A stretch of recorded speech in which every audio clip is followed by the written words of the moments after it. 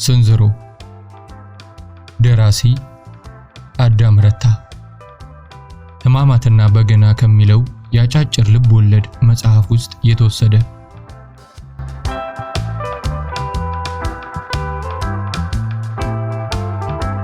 በሩ የብረት ነው። የተሰራባቸው የመስታወት መስኮቶች ከፊሎቹ ረግፈዋል። ወለሉ ሲረጋገጥ ጣውላው ከግር ስር እየተንቋቋ ያለቅሳል። ግድግዳዎቹ ላይ የተሳሉትን የቀለም ስዕሎች ሕፃናት አድመው ያበላሿቸው ይመስላሉ። ወንበሮችና ጠረጴዛዎቹ የብረት ቢጋርና የጣውላ መደገፊያ ያላቸው። ቡናና ሻይ ማፍያው ማሽኑ የተተከለበት ጠረጴዛ በትይዩ በኩል የተሰራበት ጣውላ እንዳረጀ ብሩህ እንደፈራረሰ የፊት መስታወት ያብረቀርቃል። እዚህ ቤት ብዙ ነገር ተፈጽሟል። ደግነትና ክፋት፣ ፍቅርና ጥላቻ፣ ጥፋትና ልማት። የነዚህም ብውዝና ዲቃላ ድርጊቶች። ያልሆነ ነገር የለም ማለት ያልተፈጸመ። ምክንያቱም ቡና ቤት አሉት እንጂ ቦታው መድረክ ነው። እዚያ የሚመጡት ሁሉ ተዋናያንና ደራሲዎች ናቸው። ሁሉ የራሱን ድርሰት እየጻፈ ይመጣና ይተውናል። ይህ ግን አይነገርም፣ አይወራም። ይህንንም ሳይናገርና ሳያወራ ልጠጣ ልብላ በሚል ሽፋን ሲመሽ ወደዚያች ቡና ቤት ተብላ ወደ ተሰየመች መድረክ ሳንቲም በኪሱ ቋጥሮ የማይወረወር ደሞዝተኛ ወይ ቅቤውን ሸቅሎ ካፖርቱን አዝሎ ከቅቤ ተራ የማይወነጨፍ ወንድ ነኝ ባይነጋዴ የለም። ከአብይ ጋር እዚች ቡና ቤት ተገናኝተን የተዋወቅነው ከ3 ወሮች በፊት ነበር።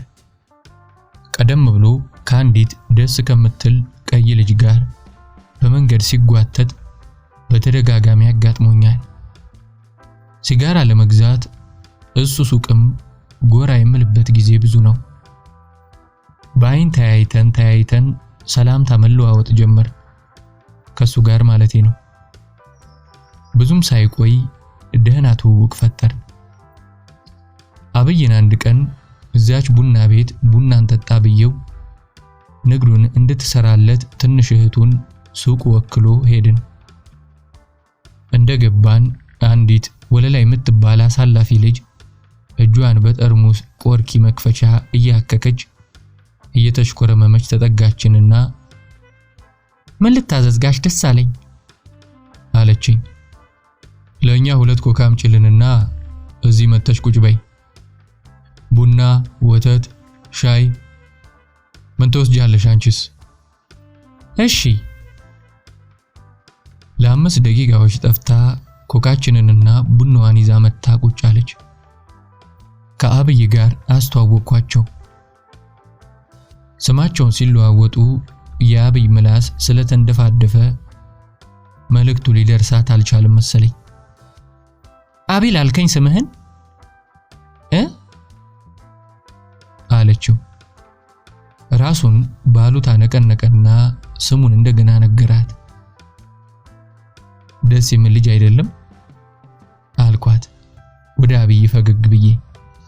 አንገቷን ሰብራ አይኗን በስስ እንባ ጋርዳ ወይስ ወደ ላይ የፈሰሰ ንፍጥ ነው ተሽኮረመመች። በግድ ለተሸፋፈናቸው የነበሩ ቂጣ ገምጠው የማያውቁ የመሰሉ ጥርሶቿ ውሃ ውስጥ እንደተኛ ብርሃን እንደተቀላቀለው የጨው ኮረት ተብለጨለጩ። የሸሌ ተሽኮርማሚ ማያደርስ ነው። ለምን ምሳት ጋብዘኝም አለች ወለላ ወደኔ ዞራ። ቢኖረኝ ኖሮ አልኳት። አብይን ጠቀስኩት። የዚህ ዓመት በጋ ግራ የገባው እኮ ነው አለ። ንጹህ ነጭ መሐረብ ከደረት ኪሱ አውጥቶ አፍንጫውን እየጠረገ ትንሽ ሲሞቀውና ሰውነቱ ሲግል አፍንጫው ላይ ትንሽ የውሃ ኳሶች ይፈጠራሉ። ያስጠላኛል። በሚፋጅ ቀን ሊዘንብ የሚያኮበኩብ እሱን አየሁ። ወይስ ሊበልግልኝ ነው? ለመቼ ነው ግብዣው? ለዛሬ ካልሆነ አልኩ።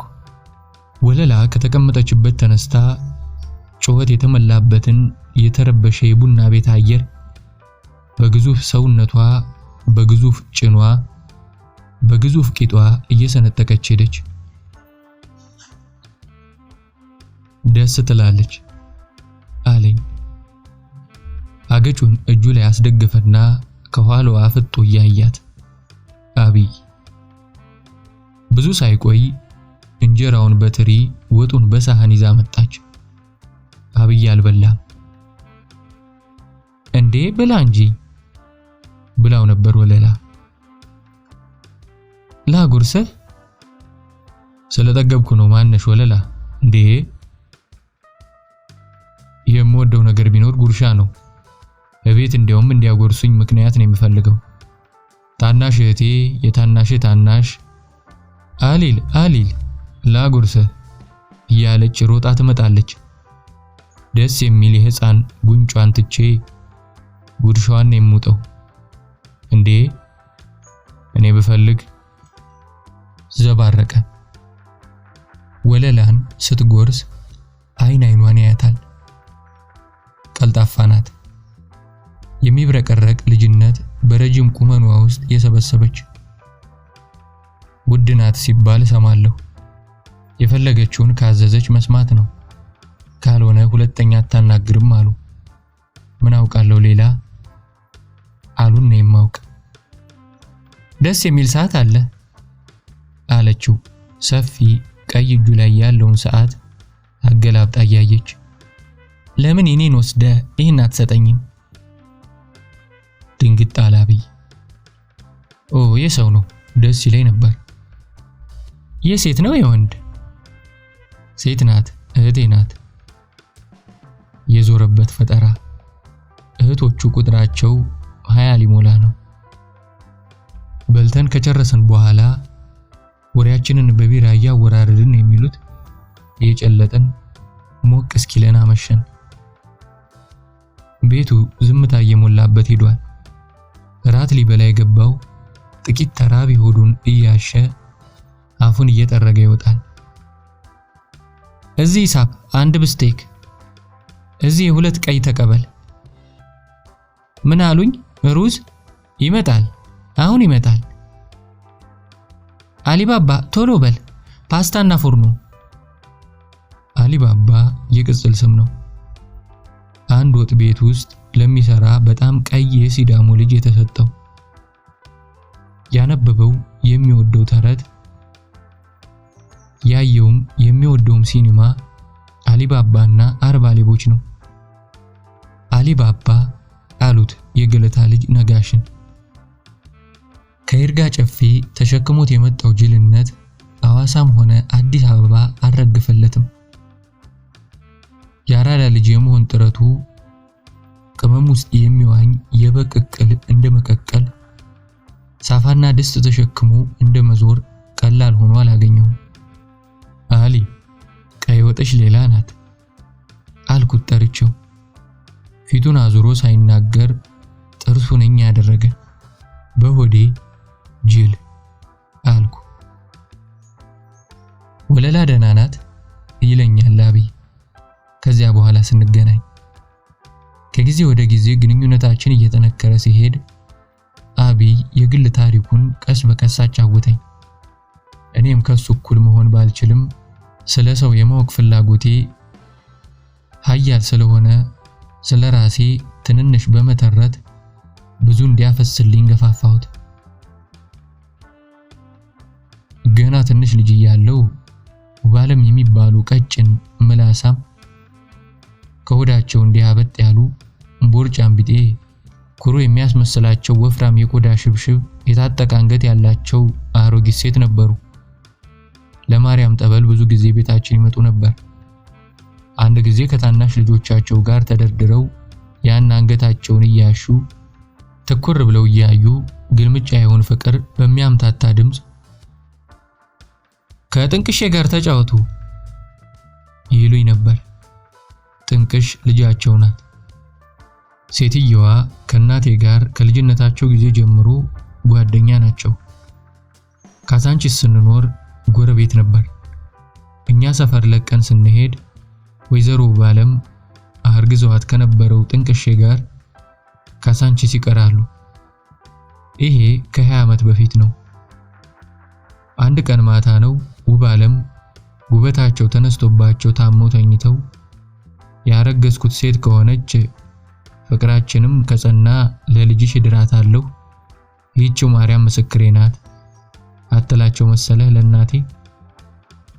እንዴ ወደፊት ምን ይታወቃል እንዴ የማይሆን ነገር አትበይ አለች እናቴ። ውባለም ሞትን ይፈራሉ ሲታመሙ።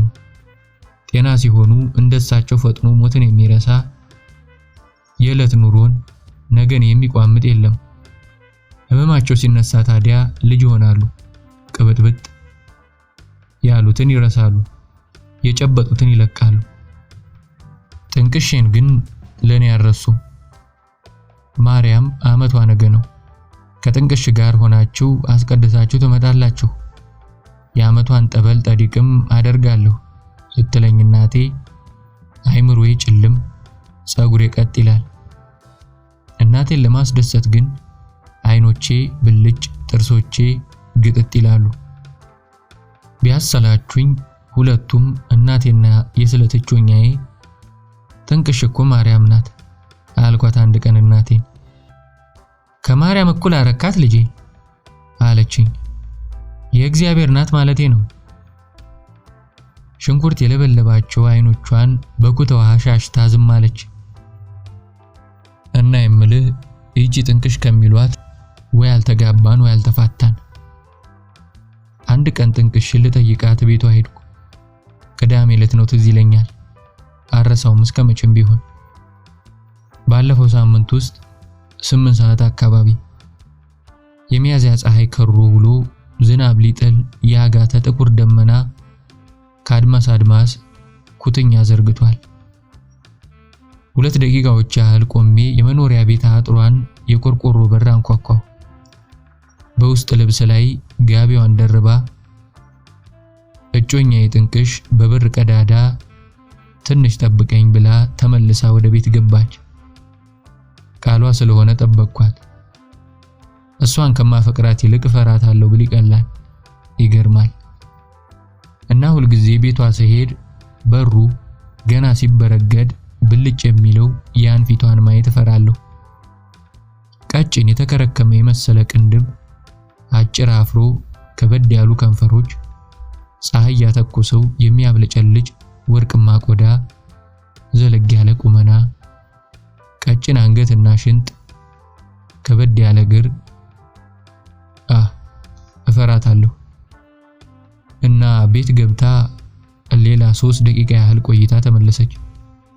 ተከታትለን እቤት እንደገባን እኔን ሳሎን ተቀመጥ መጣሁ ብላኝ ወደ መኝታ ቤቷ ሄደች። ትታኝ ጠፋች። እዚያው ያለችበት ቤት ውስጥ ሌላ ክፍል ለብቻዬ ተደብሬ ተቀምጬ ምን ልበልህ እያለሁ የተፈጠርኩም አልመሰላትም። ረሳችኝ ወይም የረሳችኝ መሰለኝ። ለራሷ የከፈተችው ሙዚቃ በለዝብታ የተቀመጥኩበት ድረስ ይሰማኛል። ተጣራሁ። ቴፑ ዝም አለ። ተጣራሁ። ሙዚቃው እንደገና ጀመረ። እንደ ድመት እያደባው በቀስታ እየተራመድኩ ወደ መኝታ ክፍሏ ተጠጋሁ። የተገረበበ የመኝታ ቤቷን በር ቀስ አድርጌ ገፋሁ። ባልጎላ ድምፅ ላንኳኳ ሞከርኩ። ጣቶቼ ተሳሰሩ። እንደምንም ብዬ ሰፋ አድርጌ ስከፍት አልጋዋ ላይ በጀርባዋ ተኝታ አየኋት። ግማሽ ድረስ የተጋለጡት ጭኖቿ ድንቡሼ ነገሮች፣ ሳሙኝ ሳሙኝ ባይሆንም ንኩኝ ንኩኝ የሚሉ ነገሮች፣ ራቁት እግሮቿ የሙዚቃውን ምት ተከትለው ላይና ታች ይራገባሉ። በሩን ወደ ነበረበት መልሼ ወደ ክፍሏ ውስጥ በቀስታ እየተራመድኩ ገባሁ። ከተራሷ ቀና በላይ ታኝ ተመልሳ ተጋደመች። አልጋው ተዘበራርቋል። ስስ የውስጥ ልብሷ የሰውነቷን ቅርጽ ተከትሎ አቅፏታል። በጨርቁ ቀናው። ትንንሽ ጡቶቿ ከመያዣቸው ውስጥ አቦል ቡና የተሞሉ የሚፋጁ ሲኒዎች እንደሆኑ እጠረጥራለሁ። የመስኮቱ መጋረጃ ጨርቅ ተጣጥፎ በሚገባ ንፋስ ልቡ እስኪወልቅ ይርገበገባል። አይበርድሽም እንዴ አልኳት። ከውስጥ በኃይል ተንፍሳ ዝጋው እስኪ መስኮቱን አብይ አለችኝ። ስሜን ከሚጣፍጥ ምላሷ ስሰማው ሽንገላ መሰለኝ። በልቶ ያላደረ የመሰለ ወገቧ ወደ ፍራሿ እየሰመጠ እንደሚሄድ ሁሉ ያን መመልከቱ በቅዠት የደነገጠ ልቤን ወደ አፍ እየገፋ መጣው። መስኮቱን ያለ ድምፅ ቀስ ብዬ ዘጋሁት። ጎኗ ሄጄ አልጋው ደርዝ ተቀመጠው ሳልነካት። ፈንጂ ቁንጮ ላይ እንደምትቆም ሁሉ ጧት ወደሷ ለመምጣት ከቤት ስነሳ ድንግልናዋን ለመውሰድ የፈጸምኩት የወንድነት መሐላ ፊደል በፊደል ሲሸረሸር ይታወቀኛል።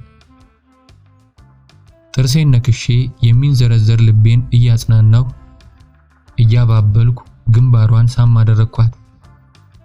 የተኛ ሰውነቷን እስከ እግር ጥፍሯ በስርቆሽ አየሁት። ገላዋ በቀስታ ተላወሰ። ጥቁር መርሜድ የሚጋብዝ አይነት አይኖቼን በአይኗ ወግታ ያዘችኝ።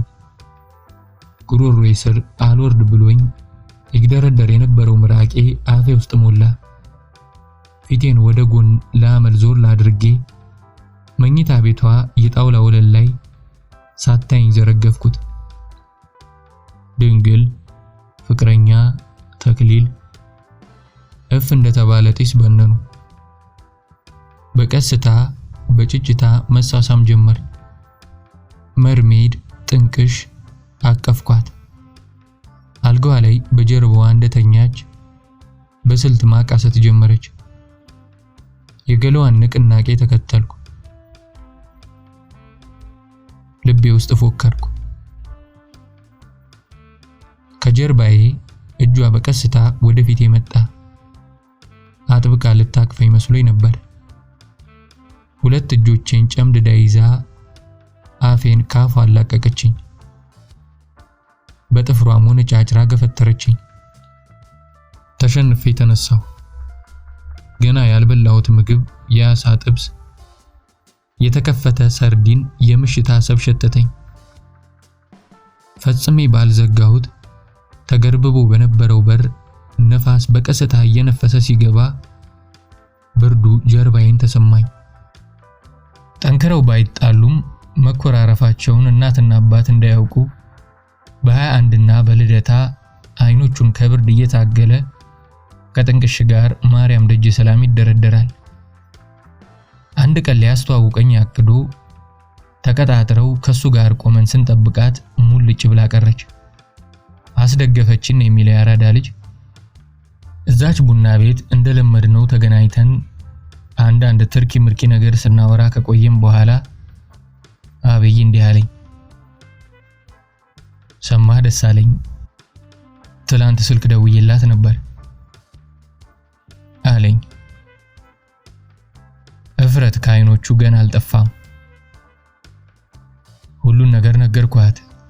እንጃ ጓደኞችን ላስተዋውቅሽ ስልሽ ለምን እንደምትሸሺ፣ አንዴም እንዲሁ ብሔረ ጽጌ እንሄዳለን ከጓደኛዬ አስተዋውቅሻለሁ ብዬሽ ቀጥረሽ ቀረሽ። እንደ ንብ አበባ ለአበባ ስታዞሪኝ ዋልሽ። ዛሬ ደግሞ እንደገና ያሳዝናል አልኳት አለኝ። ሙሉ ለሙሉ ልቧን እንዳልሰጠች ባምንም እንገናኝ ተባብለን ከተቀጣጠርን እንገናኝ ነበር።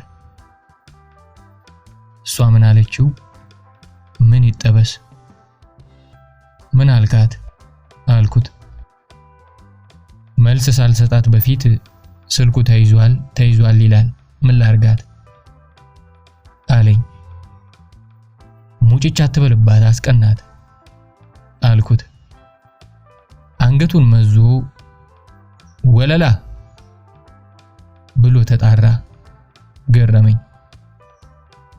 ወይ እሷ ወይኔ የሆነ ቅመም ጎሎናል አለና በድጋሚ ወለላ ብሎ ተጣራ። ድምጽ ብሎ ዝም፣ ቃል ብሎ ጸጥ አልኩት ወለላን በማዳነቅ እንደራሱ እንደ አብይ አባባሌ ውስጥ ኪነት ጨምሬ ለማውራት እየሞከርኩ። የነጋዴ ባለቅኔ አልኩ በሆዴ። በትንሹም ቢሆን ቀንቼበት።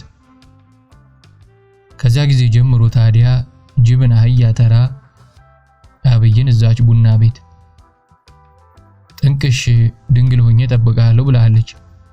ታምናታለህ አልኩት። የሷን የሥጋ ግድግዳ የቤቷን አጥር ትስራበት። ምርር ብሎት ነበር። ሃሎ አብይ ሱቅ። እስኪ አቶ አብይን ነበር። ባረፍተ ነገሩ እያንዳንዱ ሆሄ ውስጥ ትህትና ጭቄበት በቀጭኑ የሚሰማ ድምጽ ክፍሉን ሞላው። አብይ አብይ ስልክ። የእርምጃ ድምጽ እየደመቀ መጣ። ስልኩ ከጠረጴዛው ሲነሳ ተሰማኝ። ሃሎ አብይ ደሳለኝ ነህ? ስማ ከነገ ወዲያ እሁድ ለምን አብረን አንውልም? ከ8 ተኩል በኋላ እግረ መንገድህንም ከሴት ጓደኛዬ ጋር አስተዋውቀሃለሁ። 2 ወር ቢሆነን ነው። ላገኝ ባለመቻሌ በጣም አዝናለሁ። ለማንኛውም ብቻህን መምጣት ደስ ካላለ የምትወዳትን ይዘና። ብቻ ግን እንዳትቀር። መልካም ቻው። አብይ ምን እንደሚያስብ ለመገመት ሞከርኩ። ስልክ ማስቀመጫው አጠገብ ካለው ግድግዳ ከተሰቀለው ካሌንደር ላይ ያፈጣል። 3 ተኩል ቀን። በወንድነቱ ራሱን ሊያዘጋጅ ባለመቻሉ ነጫጭ ጥርሶቹ ብቅ ብለው መጥፋት፣ ማተኮር፣ ጥርሶቹ እንደገና ብቅ ማለት፣ መሳቅ፣ ወለላ። 6 ሰዓት ከ20 አካባቢ አብይና ወለላ ብሔራዊ ቲያትር ፊት ለፊት መጥተው የሲኒማ ሬክላም ዙሪያ ይንዣበባሉ። እነሱ እንደያዩኝ አንበሳ ቡና ቤት የግንብ ምሰሶውን ተከልዬና ተደግፌ ብቻዬን ቆሜ እመለከታቸዋለሁ። የሲኒማ መጥፎውንና ጥሩውን አይለይም እንደምትለው ይታወቀኛል። ረጅም የእንጨት ታኮ ጫማ፣ ጎንና ጎኑ የተሰነጠቀ ረጅም ቤዥ ቀለም ቀሚስ ለብሳለች። ያነገተችው ቦርሳ ያብለጨልጫል። ከሚሞቅ ትኩስ ድምጿ ጋር ወለላ የምታምር ትመስላለች። የምትናገረውን እንደማይሰማትና ቶሎ ሲኒማ ቤት ይዟት ገብቶ ጨለማ ውስጥ ማረፍ እንደሚፈልግ ይገባኛል። ነገ ከነገ ወዲያ ወይም ቆይቶ አንዱ የሚያውቀው እንዲህ ይለዋል። መቼ ዕለት ነው? አዎ እሁድ ሲኒማ ቤት አይቼ ነበር። ያቺ ሴት ያየኋት ይመስለኛል፣ አብራ የነበረችውን። ሌላው ረቀቅ ያለው ገርል እየያዘች ሲኒማ ቤት መግባት ጀመርሽ እንዴ? ለሽሙጥ እንዲያመች ሴት መያዙ የመጀመሪያው አስመስሎ መነሻ በማድረግ አቅልሎ ማቅረብ መራቀቅ ያልቻለው ስድብ ያደርግና ሲያወጡ ከቡና ቤት ሲያገቡ ከቡና ቤት የኛ ሰዎችን አወዳደቅ አግኝቶ አብይን ቤቱ ሄዶ ማግኘት ይከብዳል። ጎራ ባልኩ ቁጥር የሚያጋጥሙኝ እናቱ ናቸው። ስነ ስርዓት እጅግ ያበዛሉ። ወይ አሁን ወጣ፣ ወይ አሁን የተፈላለትን ሻይ በቁሙ ጠጥቶ ነው ሄደው፣ ምን እንዳስቸኮለው እንጃ፣ ወይ ጠዋት ይወጣ አልገባም፣ የእሱን ነገር ተወኝ ይላሉ። ከጓዳ እየወጡ እንደሆነ ቆሻሻ እጃቸውን ወደ ኋላ ደብቀው፣ ተኳኩለው እንደሆነ ፍልቅልቅ እያሉ፣ ተዝናንተው ተቀምጠው እንደሆነ እየጋበዙ ባየኋቸው ቁጥር የሚረዝሙብኝ ቀጭን ሴት ናቸው። ሲስቁ አይኖቻቸው ይጨፈኑና ገጻቸው ድሩ እንደተመዘዘ ኩታ ይሸበሸባል። ባላቸው በሄዱበት ይሄዳሉ። ወደ ቤተክርስቲያን ወደ ዝክር ዝክር፣ በሽተኛ ጥየቃ በሽተኛ ጥየቃ፣ መኝታ ቤት መኝታ ቤት። ከባላቸው የካፖርት የኋላ ጫፍ ከብርድ ልብስ ላይ ተቀርፍፎ እንደሚቀር የጥጥ ጓል ተንጠልጥለው ይውላሉ። ዝም በይ፣ ዝም፣ አፍሽን ዝጊ። ዝግት። ትዕግስት ያለቀ፣ እኔም አልቋል። ሳቄ መጣ፣ መሳቅ። አያሳዝንም? እንባዬ መጣ፣ እንባ እርግፍ እርግፍ። የሚያሰለቹ ሴት እሳቸውን አየሁ። ቢጎዳቸውም የተባሉትን በትህትና ለመፈጸም የሚተጉ። ይመጣል፣ ጥንቅሽ ጋር ይሆናል የሄደው። እሷ ጋር ከሄደ እግር ብረት ገባ በለው። ስምህን በስልክ ሲያነሳ ሰማዋለሁ። አንድ ቀን ጋብዘዋለሁ ሲለኝ ነበር። ልብ የለውም። ንግድና ልብ አይገናኝም በዚህ ዘመን።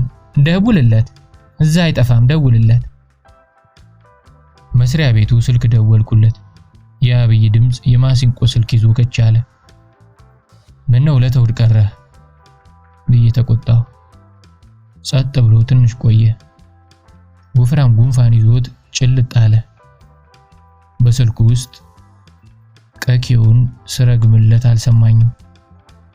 እንዴ እዚያው ነበርኩ፣ ጠበቅኩ። ትንሽ አሟት አልመጣም አለችና ወለላን ጋበዝኳት። ወለላ ደስ የምትል ልጅ ናት፣ ባንገናኝ ነው እሱስ አለኝ። ሲኒማ ገባችሁ እንዴ?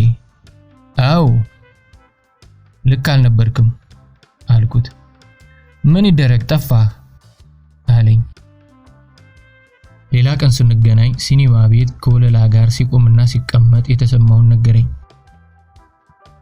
ከጥንቅሽ ወደ ወለላ መሄድ ከበደኝ። በልጅነቴ ያሹት ጭንቅላቴ እስከዛሬ ድረስ አላንሰራራ ብሎኛል። በእርግጥ ወለላ ደህና ባህሪ አላት፣ ጥሩ ጸባይ አላት። ጥርሴን ነክሼ ለመወሰን ስነሳ በተለያየ ቋንቋ ሰዎች የሚወረውሩብኝን የነገር ማዕበል የሚችለው አይመስለኝም። እንደ ትንሽ ጀልባ አሰቃያለሁ። የሽሙጡን ያሉባልታውን ሾህ አልችለውም። እንደ ቁልቋል አለቅሳለሁ። አሳዘነኝ። ቤተሰቦቿ እናቴን ጥንቅሽ አምናው እስከዛሬ ቆይታ ልጅሽ ለጋለሞታ ብሎ ጉዳ አደረገን ማለታቸው አይቀርም። እናቴ መንፈሷ እንዲጎዳ አልፈልግም አለኝ። እሱ ልክ ሊሆን እንደሚችልና በኋላ ቀር ህዝብ የሚመጣበትን ተረብ የሚቋቋም ዘመናዊ ልብ እንደሚያስፈልገው ለአብራራ ሞከርኩ። አንተ የምታውቀውን እኔም አውቀዋለሁ፣ ወዴም ውስጥ እቀበለዋለሁ። አረፍ ብሎ የግንባሩን ቆዳ እንደ አኮርዲዮን ሸራ ሰብስቦ ሰዎች ናቸው አላምን ያሉኝ። ሮም ውስጥ እንደ ሮማውያን መሆን አልቻልኩም አለኝ። የሰው ወሬ ትንሽ ጊዜ ሞቅ ነው፣ ትንሽ ቆይቶ እንዳልነበር ይጠፋል። ይልቁን ጥምህን አትግደል፣ ፍቅርን ተከተላት። ፍቅር የራሷ ሽልማት አላት። የሚወድ ሰው ታላቅ ነው ያለው ሼክስፒር ነው። ይህን እንኳን ውሸቴን ነው፣ ቅዱስ ውሸት ነው የሚባለው። ይህም ቅዱስ ውሸት ያልኩት ውሸት ቢሆንስ? ብዙ ነገር መከርኩት። ሌላ ቀን እዛች ቡና ቤት ተገናኘን። አንድ ጥቂት ቁጭ ብዬ ነበር። በሚያቃጥል እሁድ ነፍስን የሚያረጋጋ ያላበው ቢራ እየጠጣን ቀልድና እውነቱ የማይለይ አንድ ነገር ተናገረ። እንዴት እባክህ አልኩት። ቤቷ ሁሉ የሚሄድ ጎረምሳ ቤት ያላሉ ወላጆች የማያውቁትና በመኝታ ቤቷ መስኮት እየዘለለ የሚገባ ከጥንቅሽ ጋር ፍቅር ከጀመሩ 6 ወር ያህል ጠጋቸዋል። ሰፈርተኛዋ ነው አሉ ደግሞ። ማን አወቀና ነገረ አልኩት። ገረዳቸው አለኝ። መቼ ነገረችህ? በጣም ጓጓሁ ነገሩን ለመረዳት። በቅርብ ሳላገኘ ቀርቼ ነው ያልነገርኩ። ከነወለላ ቤት ምግብ ሰሪ ሆና የተቀጠረች ከነ ጥንቅሽ ዘንድ ከወጣች ገና 15 ቀን እንኳን ያልሞላት ልጅ አለች።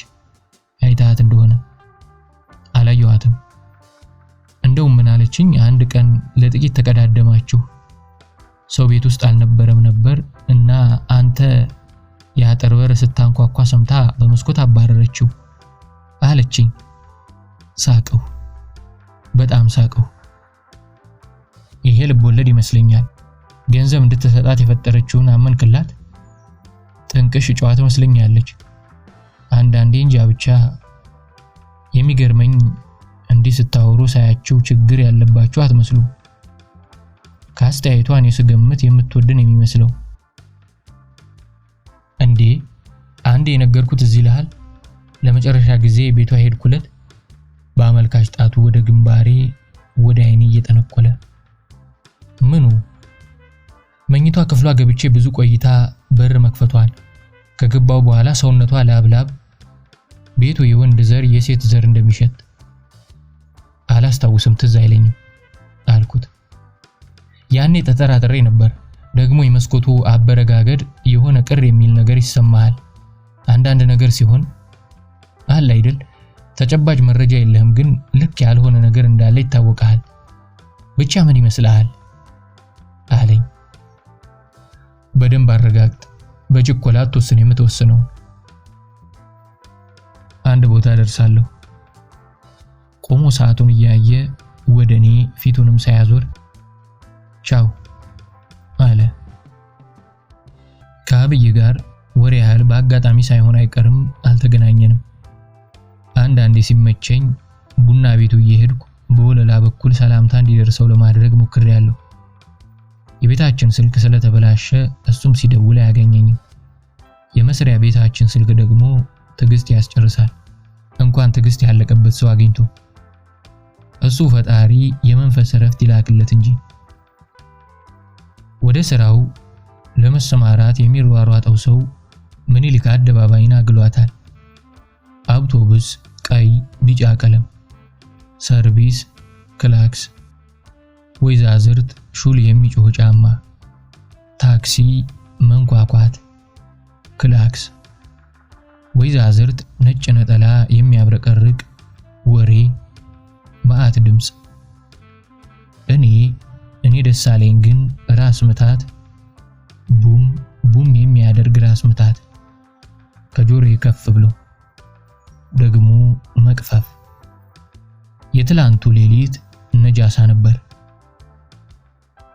መስሪያ ቤቴ ካሉ ሰዎች ጋር ቢራዬን ስደፋ አምሽቼ ወደ ቤቴ ለመግባት ከተሰናበትኳቸው በኋላ እንዴት እንዳለፍኩ በየት እንደሄድኩ ሳላውቅ ገዳም ሰፈር ተሰንቅሬ አደርኩ። ከመሰንቀርም መሰንቀር፣ ከቀዘቀዙ አሮጊት ጋር፣ ከሴት ጋር ለመገናኘት ያለኝን ከፍተኛ ፍላጎት ለመግለጽ ስጣጣር ስቱፒዶ ይላሉ። ስቱፒዶ አፋን ኩሉ ሲሉኝ ያደሩ። ካጉተመተሙልኝ ታሪካቸው እንደተረዳሁት በ1928 ጣሊያን አዲስ አበባ ሲገባ መርቆ የከፈታቸው የደብረ ብርሃን ሴት ናቸው። ቢሮዬ ገብቼ እስከ ጣሪያ የሚደርስ በእንጨት ከተሰራ የፋይል መደርደሪያ ስር የጣውላ ወንበሬን አስጠግቼ ጠረጴዛው ላይ ራሴን ደፋ አድርጌ አይኖቼን ጨፈን አደረገው። ስልኩ ጮኸ። ካሮጊቷ ጋር ተናድጄ ከወጣው በኋላ አፍ የሚያካፍት ሰው ያጋጥመኛል ብዬ ስለፈራው ቴሌፎኑ ፊቴ ያለ ሩቅ ያለውን የሥራ ባልደረባይን ጠርቼ አንሳው እባክህ ይሄን ነገር ብዬው እጄን አጣምሬ ጠረጴዛዬ ላይ ተመልሼ ማናውዜን ቀጠልኩ። ሃሎ። አዎ። የራሱን ስልክ እኔ ላይ ይወረውራል አለና ጆሮዬ ስር አጋድሞት ሄደ። ከጠረጴዛው ላይ አፈስኩት። ሃሎ አልኩ። ደህና ነሽ? ትላንት ማታ ደውላለሁ ብዬ ሊመቸኝ አልቻለም። እንዴ ባህር ዳር ለረፍት ሄዷል ያልኩሽ ጓደኛዬ ትላንት መጥቶ ስንጫወት አመሸን። እንኳን ገባህ ልንለው። ለመሆኑ ቤተሰብ ደህና ነው? እስከዚህ ያስቸኩላል? ለምን? ይሁን ደስ ይለኛል። የኛ ሀገር ሴቶች እጮኛቸውን ለጥሩም ሆነ ለመጥፎ ፊት ለፊት ለማናገር ይከብዳቸዋል። በሰው ሁሉ በሰው ነው። የድንጋይ ዘመን ስልቱ አልጠፋም። ብዙ ጊዜ ግን ጥሩ አይሆንም። በዚህ ጥሩ አድርጌ ነው የማምነው። እርሱም አንድና ሁለት ጊዜ አንገብጋቢ የግል ጉዳይ ሰው እጅ በመቶ ተበላሽቶቦት ወይም ከሽፎቦት ይሆናል። እንዲህ ስል ደግሞ የሚወዱትን ጓደኛውን ተጠራጠሩ ማለት አይደለም። ለምሳሌ እኔና አብይ ጓደኛሞች ነን። የሚወደድ ሰው ነው። ታዲያ በልጅነቱ ለፍቶ የገነባው የፍቅር ህንጻ ሲናድበት ዝም እንደማልል እሱም ሆነ ሌላ የሚያውቀውን ሰው ያውቃል። እስኪ ራሳችሁ ገምቱት፣ ጓደኛ ለመቼ ነው? እኔ ስለምን ዝም እላለሁ? ያቀያየማቸውን ነገር ማጥፋትና ከሚያንገላታ ሁኔታ ጸጥ ወዳለ ፓሲፊካዊ መንፈስ መምራት መሞከር አለብኝ። የተጎዳው ደግሞ አብይ ነው። ወንድ ስለሆንኩ ማዳላት አይደለም። ገና በልጅነቱ ሚስት ተቀምጦልሃል ብለው ዓለምን እንዳያስስ በይሉኝ ታሰሩት። ጎርምሶ አይን አውጥቶ ሌላ ሴት እንዳያዋራ እጮኛ ያለው የስለት እጮኛ ያለው ብለው አሶርተውበት ወዳሰኘው እንዳይራመድ እግሩ ስር ታኩ ጋረዱበት። ገና 11ኛ ክፍል ሲጨርስ ትንሽ ሱቅ ቤት ቀልሰው እዚያች ውስጥ ወተፉት። እዚያም 10 ዓመት ሸቀለ። 10 ዓመት በላተኛን ከባንኮኒ ኋላ ቆሞ ሽርፍርፍና ብር ሸወደ።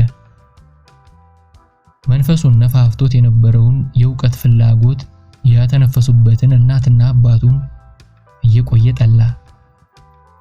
ጠባብ ሱቅ ውስጥ በማበጠሪያ በርካሽ የቆዳ ቀበቶ ሽታ ካህናቱ በላይ በሚንቦገቦግ 60 ቁጥር አምፖል በፀጉር ቅባት በሞሪናጋ ቆርቆሮዎች መሃል አለበት መርገጡ ነፍሱ አለመለወጡ እየቆየ ያስጠላው። ለሱ ማዳለቴ አይደለም። ይህን ሁሉ ተጠግተው ካዩት የመበደሉ ምልክት ነው። 3 ቀን ያህል አብይ ጥንቅሽና እኔ አብረን ውለናል። መጋባቱን፣ ትዳሩን፣ አልጋ መጋራቱን እምቢ ተበለው እንጂ ጨዋታ፣ ፈገግታና ሳቋን ያለ ገደብ ታፈስልታለች።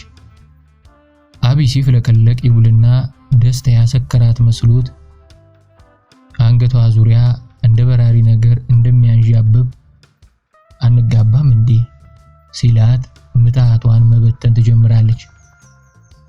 ሁለተኛ ደረጃ 9ኛና 10ኛ ክፍል ከተማረችው ፈረንሳይኛ ደብለቅ አድርጋ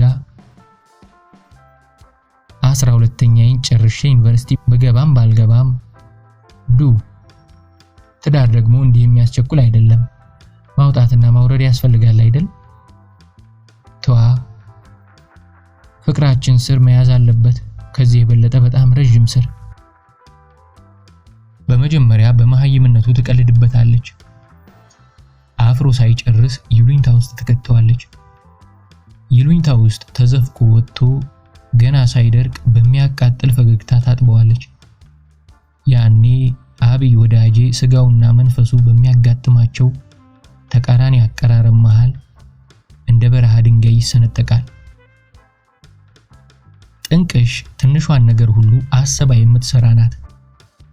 አዲስ ስታይል ጫማ ገበያ ከወጣ በችኮላ ዘላ ወይም ልምድ እንዳበሰላት እንደ ትንሽ ልጅ አገረድ ማንም ቀሽም ሴት እንደምታደርገው ታሽኮርምማ አመልካች ጣቷን በፊት ጥርሶቿ ነክሳ ከንፈሮቿን አሞጥሙጣ የምትፈልገውን አትጠይቀው።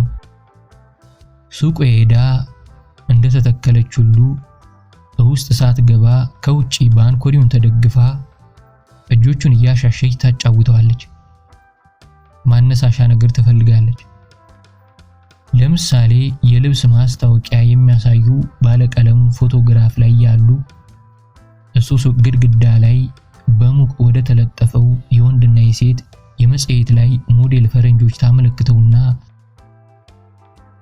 ደስ አይሉ ትለዋለች። ጥያቄና መልስ ደባልቃ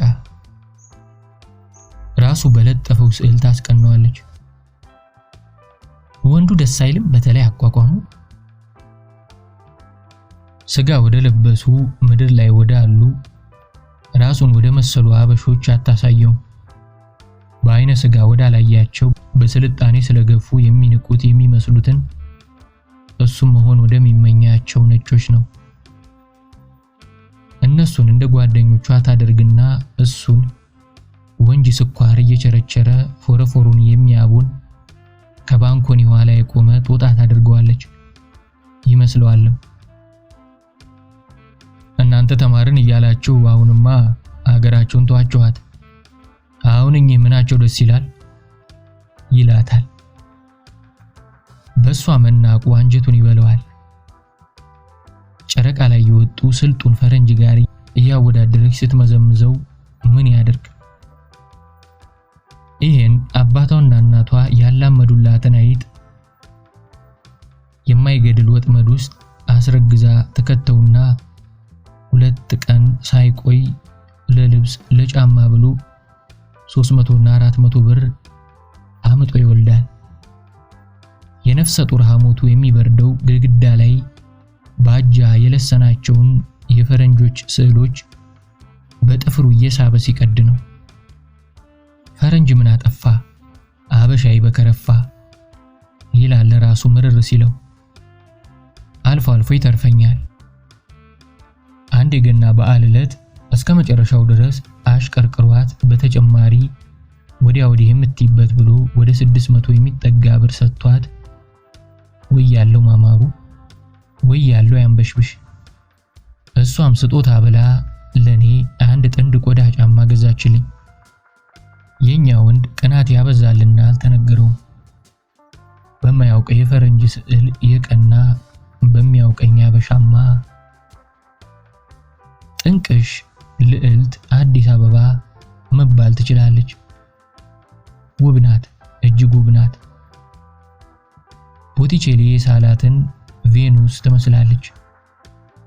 እንደሚባለው ያው ጸጉሯ አልበጨጨም እንጂ ሐሳዊ ዘመናዊም ናት። ሊፕስቲክ፣ ረጅም ጥፍር፣ የጥፍር ቀለም፣ ሰማያዊ ጂንስ፣ ኩል፣ ረጅም ቀጭን የተገጠበ ቅንድብ፣ ይሄ ሁሉ አላት።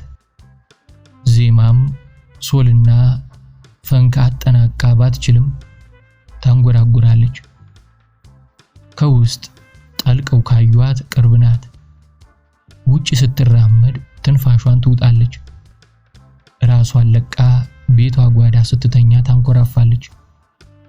ዘመናዊ የመሰለች ግን ሲያልፍ ያልነካት ከጨርቃ ጨርቅ ከወሲብና ከአርቲ ቡርቲ ከምንትስ በተለየ ነገር ያልፈነጀጀች አንጎሏ ከቄራ ስጋ ያልተለየ የሆነች ሻኛ የሆነች ፍሪምባ በህብረተሰቡ ታላቅ የባርነት ጅረት ውስጥ የሚቀላቀሉ ገባሮች ስንትሷን የመሰሉ ይኖራሉ።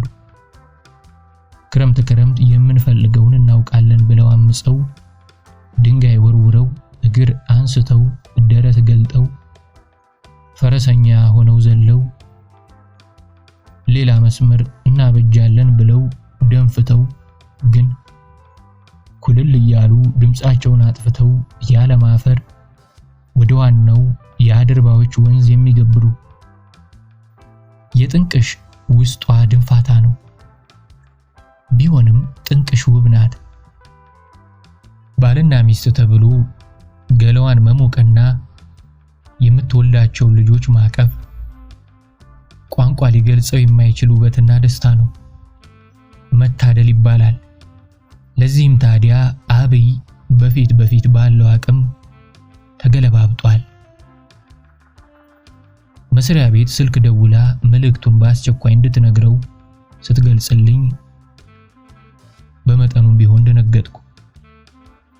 ለምን አንቺ አትነግሪው ካልኩ ወንድነቴን እንደ ጫማ ያወለቀው መሰለኝ። አይኖቹን መድፋት የጀመረውን ድፍረቴን ላለማሳጣት መኖሪያ ቤቱ ስልክ ደወልኩለት። ከዚያች ማታ ጀምሮ ከአብይ ጋር አልተገናኘንም። መንገድ ላይ ተያይተን እንኳን የምንተላለፈው እንደማንተዋወቅ ሁሉ ነው። ፊት ለፊት መናገር አስፈርቶኝ ስልክ ደወልኩ እንጂ ነገርየውስ ከባድ አልነበረም። የሚያስቆርፍ የሚያጣላ ቂም በሆድ የሚያስቋጥር አይመስለኝም።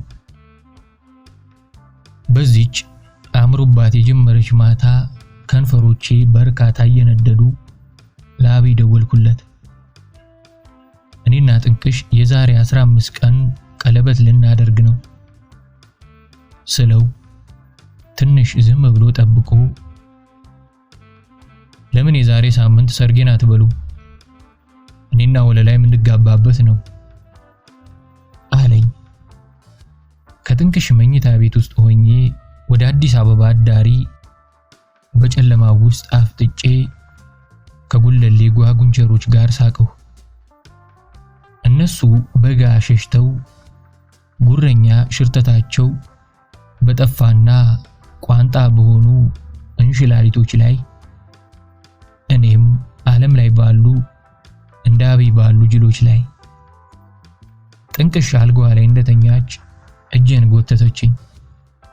ራቁት ዳሌዋ ዙሪያ በትብብር የበታተነው አንሶላ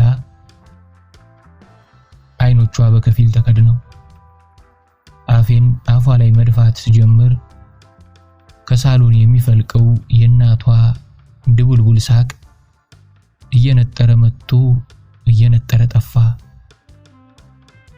ለምን ሁለታችንም አንስቅም? ጥር 1976 አዲስ አበባ። ተጻፈ በአዳም ረታ።